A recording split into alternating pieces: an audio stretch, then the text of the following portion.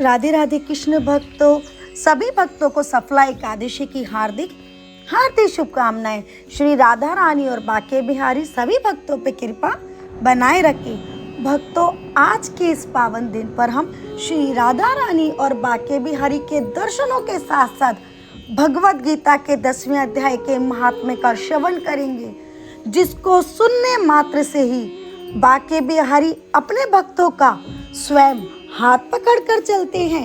एक बार प्रेम से बोलो श्री वृंदावन बिहारी लाल की जय। भगवान शिव कहते हैं, सुंदरी अब तुम 10वें अध्याय के महात्म्य की परम पावन कथा सुनो, जो स्वर्ग रूपी दुर्ग में जाने के लिए सुंदर सोपान और प्रभाव की परम सीमा है। काशीपुरी में धीर बुद्धि नाम से विख्यात एक ब्राह्मण था, जो मुझ में प्रिय नंदी के समान भक्ति रखता था। वह पावन कीर्ति के अर्जन में तत्पर रहने वाला, शांत चित, हिंसा, कठोरता एवं दुस्साहस से दूर रहने वाला था। जितेंद्रिय होने के कारण वह निर्वृत्ति मार्ग में ही स्थित रहता था। उसने वेद रूपी समुद्र का पार पा लिया था। वह संपूर्ण शास्त्रों के तात्पर्य का ज्ञाता था। उसका चित्त सदा मेरे ध्यान में संलग्न रहता था। वह मन को अंतरात्मा में लगाकर सदा आत्म तत्व का साक्षात्कार किया करता था। अतः जब वह चलने लगता था, मैं प्रेमवश उसके पीछे दौड़कर उसे हाथ का सहारा देता रहता था। ये देख मेरे पार्षद भृंगिरिटी ने पूछा, भगवान, इस प्रकार भला किसने आपका दर्शन किया होगा? इस महात्मा ने कौन सा तप, होम अथवा जप किया है कि स्वयं ही पद पद पे आप इसे हाथ का सहारा देते चलते रहते हैं?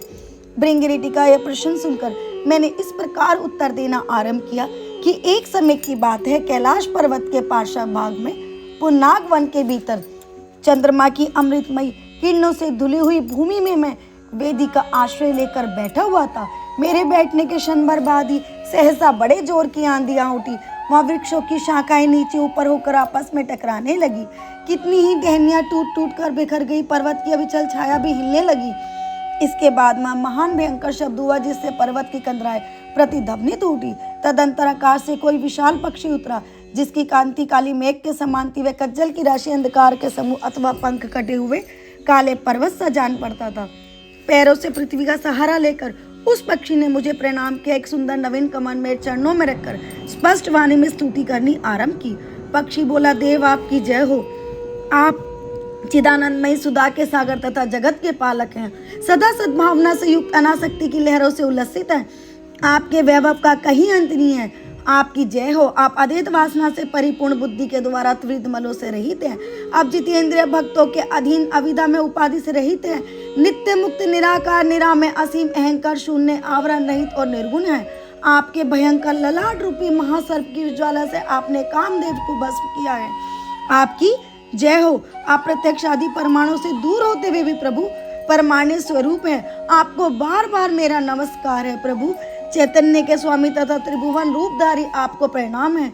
मैं शेष योगी द्वारा चुंबित आपके उन चरण कमलों की वंदना करता हूँ, जो अपार पाप के समुद्र से पार उतरने में अद्भुत शक्तिशाली है। महादेव साक्षात बृहस्पति भी आपकी स्तुति करने की दिष्टा नहीं कर सकते। सहस मुखों वाले नागराज शेष में भी इतनी चातुरता नहीं है कि वे आपके गुणों का वर्णन कर सके। फिर मेरे जैसे छोटी बुद्धि वाली पक्षी की तो बात ही क्या। उस पक्षी के द्वारा किए स्तोत्र को सुनकर मैंने उनसे पूछा भी, हम तुम कौन हो और कहाँ से आए हो? तुम्हारी आकृति तो हंस जैसी है, मगर रंग कौवे का मिला है। तुम जिस प्रयोजन को लेकर यहाँ आए हो उसे बताओ। पक्षी बोला, देवेश, मुझे ब्रह्मा जी का हंस जानिए। दुर्जट जिस कर्म से मेरे शरीर में इस समय काली माँ आ गई है, उसे सुनिए।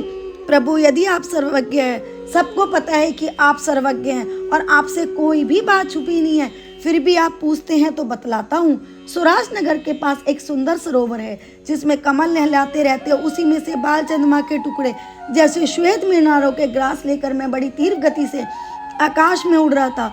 उड़ते उड़ते सहसा वहां से पृथ्वी पर गिर पड़ा। जब होश में आया तो अपने गिरने का कोई कारण न देख सका और मन ही मन सोचने लगा, ये मुझ पे क्या पड़ा और मेरा पतन कैसे हो गया है? पके हुए कपूर के समान मेरे शरीर में काली माँ कैसे आ गई है? इस प्रकार विस्मित होकर मैं अभी विचार ही कर रहा था कि उस पोखरों के कमलों में से मुझे ऐसी वाणी सुनाई दी, हंस उठो, मैं तुम्हारे गिरने और काले होने का कारण बताती हूँ। तब मैं उठकर सरोवर के बीच में गया। वहाँ 5 कमलों से एक सुंदर कमली को देखा। उनको प्रणाम करके मैंने प्रदक्षिणा की और अपने पतन का कारण पूछा। कमली बोली, कल हंस तुम आकाश मार्ग से मुझे लांग कर गए हो, उसी पाप के परिणामवश तुम्हें पृथ्वी पर गिरना पड़ा तथा उसी के कारण तुम्हारे शरीर में कालीमा दिखाई देती है। तुम्हें गिरा देख मेरे हृदय में भी दया भर आई है। जब मैं इस मध्यम कमल के द्वारा बोलने लगी, उस समय मेरे मुख से निकली सुगंध को सुनकर 60,000 भंवरे भी स्वर्गलोक को प्राप्त हो गए। पक्षीराज, जिस कारण मुझ में इतना वैसा प्रभाव आया है उसे बतलाती हूँ। इस जन्म से पहले तीसरे जन्म में मैं इस पृथ्वी पर एक ब्राह्मण कन्या के रूप में उत्पन्न हुई थी। उस समय मेरा नाम सरोज वंदना था। मैं गुरुजनों की सेवा करती हुई सदा पतिव्रत पालन में तत्पर रहती थी। एक दिन की बात है, मैं मैना को पढ़ा रही थी।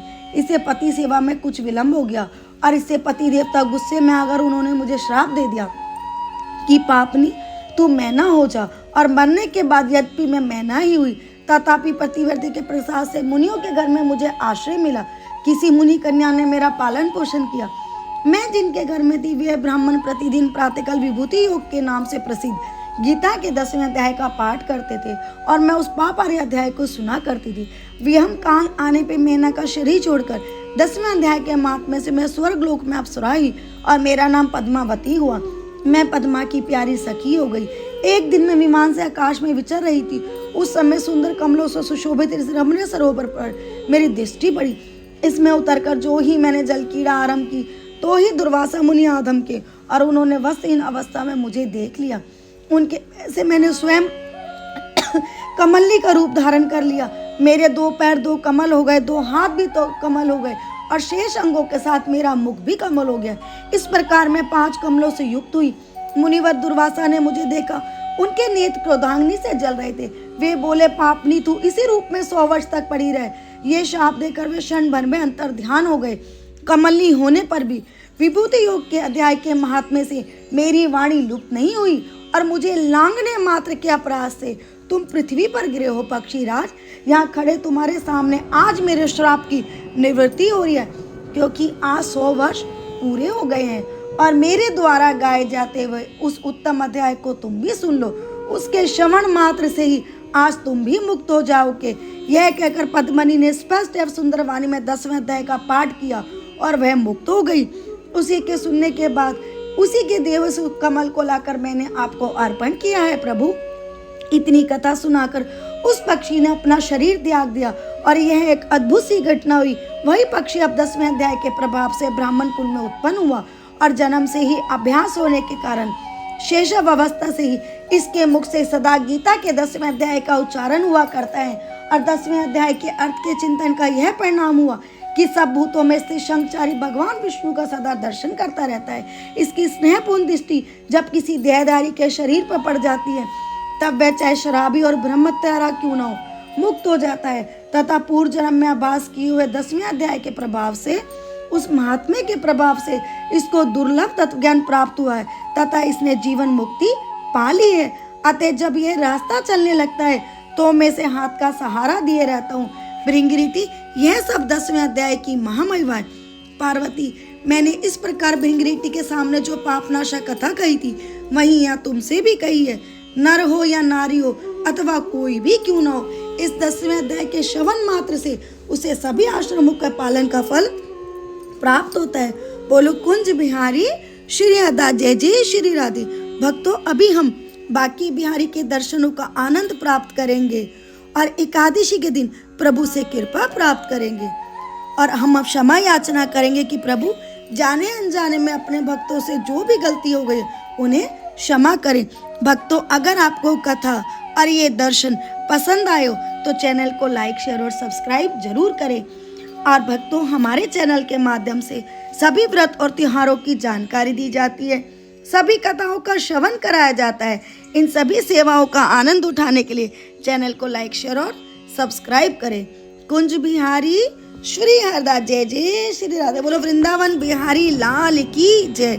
बाकी बिहारी सभी भक्तों पे अपनी कृपा बनाए रखें। आइए एक बार राधा नाम का भी जाप करते हैं। श्री राधा राधा राधा, श्री राधा राधा राधा, कुंज बिहारी श्री हरदास। भक्तों, ये हमारे वो हरिदास जी हैं जिनकी वजह से आज हमारे सामने हमारे बाकी बिहारी हैं। हरिदास जी ने ही बिहारी पंचमी के दिन हमारे बाके बिहारी को प्रकट किया था और उस दिन से बिहारी पंचमी मनाने लगी और उसी दिन बाके बिहारी का बर्थडे भी मनाया जाता है, क्योंकि बिहारी पंचमी के दिन ही निधि वन में हमारे बाके बिहारी प्रकट हुए थे। बोलो कुंज बिहारी श्री हरदास, जय जय श्री राधे, जय जय श्री राधे।